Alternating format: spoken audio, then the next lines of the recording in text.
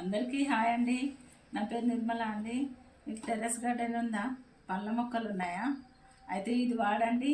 ఈజీగా పూత కాత వస్తుంది కంపల్సరీ అండి. అది ఎలా వాడాలో చూపిస్తాను, రండి దగ్గరికి. ఇదిగోనండి, తక్కువ బడ్జెట్లో ఈజీగా ఫ్రూట్స్ కాపించుకోవచ్చు. అది ఎలాగోనో చూడండి. ఇదిగోనండి, బియ్యం వాటర్ అండి. బియ్యం కడిగిన వాటర్లో పిరికెడు అన్నీ వేసుకొని కలుపుకోవాలండి. కొంచెం బెల్లం కూడా వేసుకోవాలి. ఒక 3 days పక్కన పెట్టాలి.